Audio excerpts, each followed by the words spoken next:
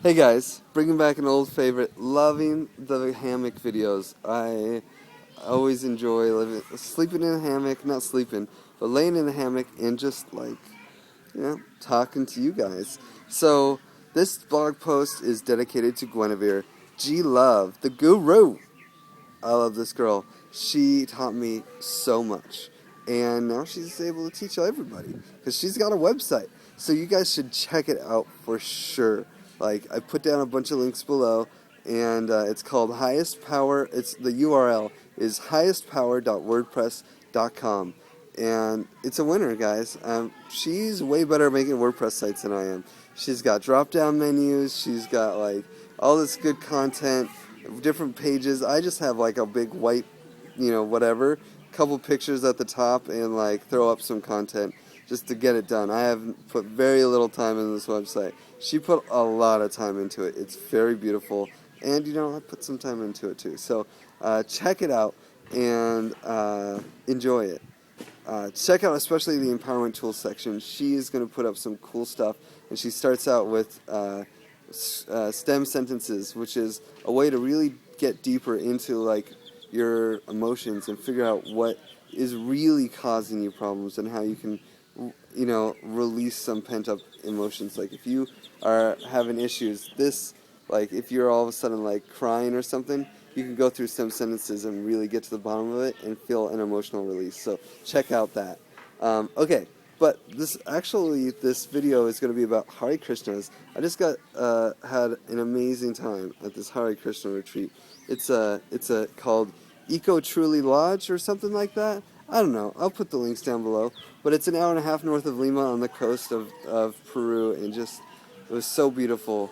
So beautiful. We do yoga. I got there at 6 in the morning and walked right into yoga class and just kicked it. Like, I didn't sleep that night or anything. Just got off the bus and did some yoga, and then did some tarot, and I got into a nice groove. Did tarot, and everybody loves the tarot up there.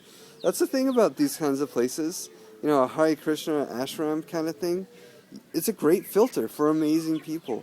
You go to a vegetarian, like, yoga camp, and you're going to meet people that are like me. And so I met a bunch of people that are interested in spiritual, esoteric things, conspiracy theories, open-minded, people full of love. And I love people full of love. So it was perfect. Just so wonderful.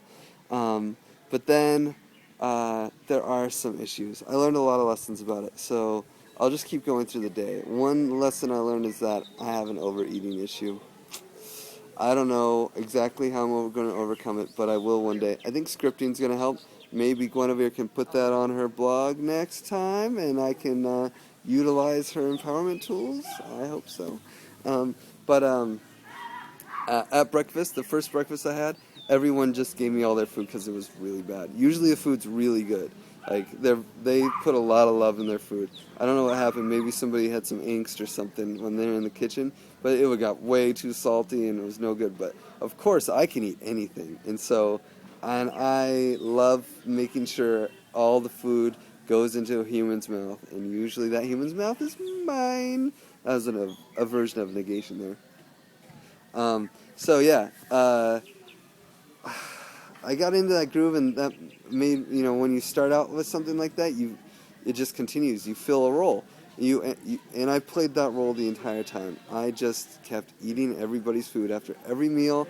If someone had some leftovers, because it was a buffet, so you could just go up there and get seconds, and that happened a lot for people, and they didn't really need all that food that they got dished out. One of the rules of Hare Krishna is you're not allowed to serve yourself. You have to have a clean mouth, which is pretty interesting, right? I have a lot of interesting rules that don't really work out. And this one also doesn't work out. It's better when you serve yourself because then you know how much you want to eat and you can pick it up. So everyone had a lot of leftover food, and I ate it all, every meal, and I ate a lot. Especially when the food was bad, I got to eat a lot more food. So, I don't think that's good for me. Supposedly you live longer if you eat less. It's pretty well documented. I shouldn't even say supposedly. You live longer the less you eat.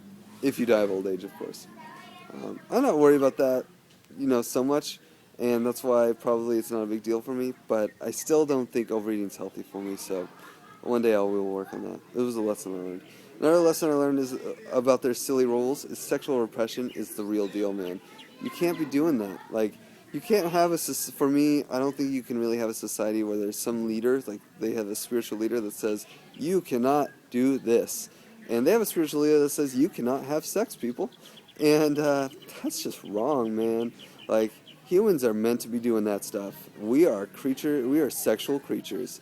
And when you start repressing that, stuff bubbles up, people can't help themselves.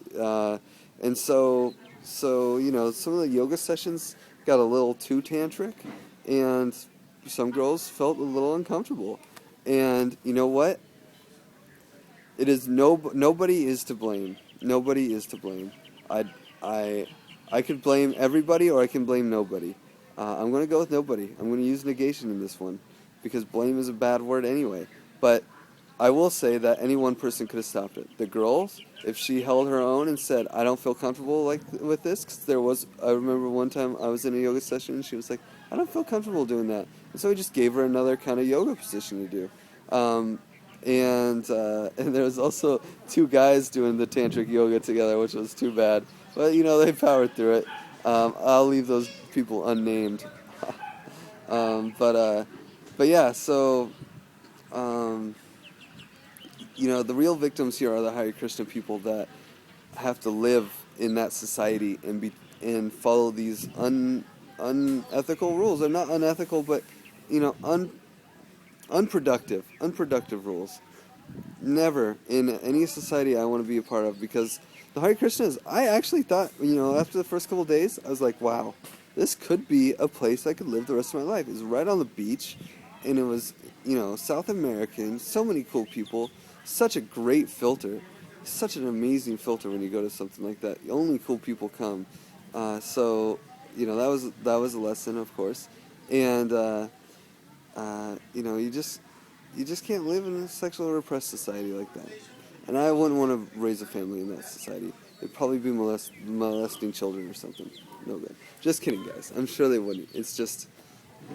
Sorry, Hare Krishnas. You guys can't be doing that. And so, let's see. Continuing through the day, one of the other lessons is after breakfast, you work all the way until lunch. And, I mean, if you want. Most people want. It's kind of expected, but you really don't have to. Lots of people didn't. So you can just, you go out and you get some production in your life. It's so nice. It's so good to have a day where you start out with yoga, you eat all the food you want, you have an abundance in your life. Wow, look at that. That's kind of cool. My fingers are glowing or whatever. But anyway, you have an abundance of food, and then you go and get something done in the garden. You have this, real experience of production. And for me, at least, that's really important. I found...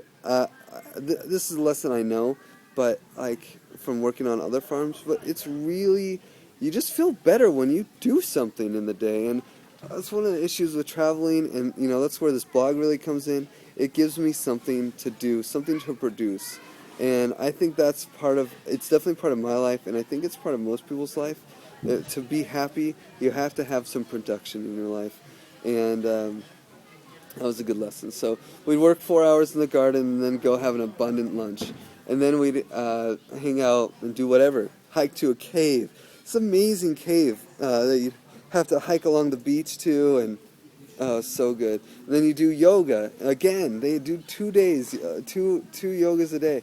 And then you get to hang out with your friends in the evening, and they had internet. And, one of the things I also found was that my guru, Guinevere, taught me this. The best way to live is to give a third of your life in service to nature, a third of your life in service to others, and a third of your life in service to yourself.